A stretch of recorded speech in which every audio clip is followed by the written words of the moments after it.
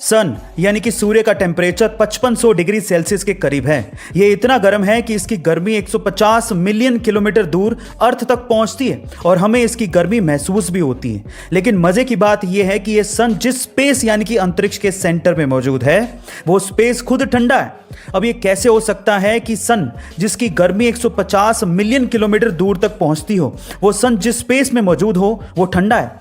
इसकी एक सिंपल सी वजह है, क्योंकि स्पेस यानी अंतरिक्ष में सन की गर्मी को एब्जॉर्ब करने वाली कोई भी चीज यानी कि मैटर है ही नहीं। इसी वजह से अंतरिक्ष ठंडा है। गाइस, आपको ये इंटरेस्टिंग फैक्ट कैसा लगा कमेंट सेक्शन में जरूर बताइएगा और ऐसे अमेजिंग वीडियोस के लिए शेयर, सब्सक्राइब एंड लाइक। मिलते हैं अगली वीडियो में।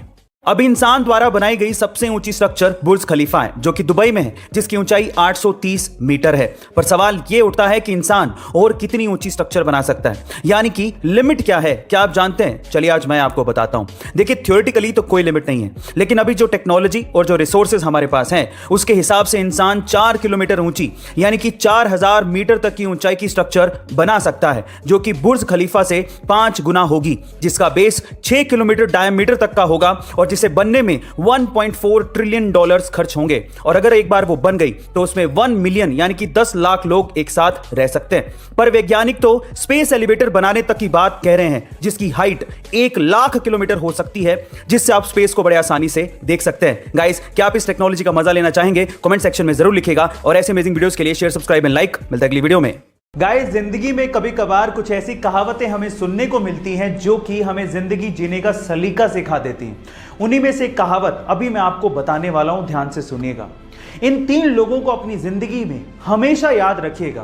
पहला वो जिसने मुसीबत के समय आपका साथ दिया, दूसरा वो जिसने मुसीबत के समय आपको छोड़ दिया और तीसरा वो जिसने आपको मुसीबत में डाला।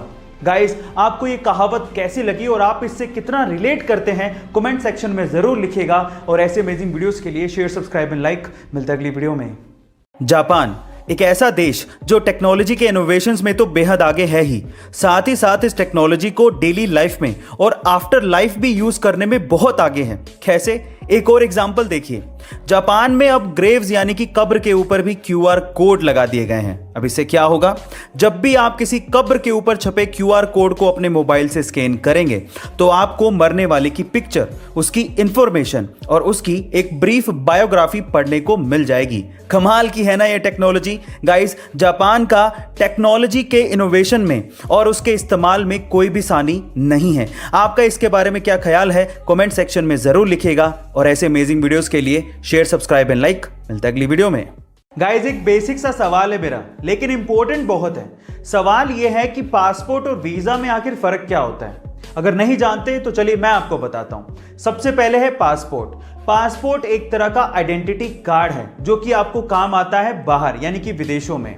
जब आप बाहर जाते हो और अगर आपको वहां पर अपनी नेशनैलिटी को प्रूव करना पड़ जाए तो वो आप करते हो अपने पासपोर्ट के थ्रू, यानी कि पासपोर्ट आपको डोमेस्टिक फ्लाइट्स पे काम नहीं आता। दूसरा है वीजा। वीजा एक तरह का रिटन डॉक्यूमेंट है जो कि आपको वो देश प्रोवाइड करता है जहां पर आप घूमने जा रहे हो। उस वीजा पे ये साफ साफ लिखा होता है कि उस देश में आप कितने समय तक रुक सकते हो। ये होता है वीजा। गाइस, आपको ये इंफॉर्मेशन कैसे लगी कमेंट सेक्शन में जरूर लिखिएगा और ऐसे अमेजिंग वीडियोस के लिए शेयर, सब्सक्राइब एंड लाइक। मिलता है अगली वीडियो में।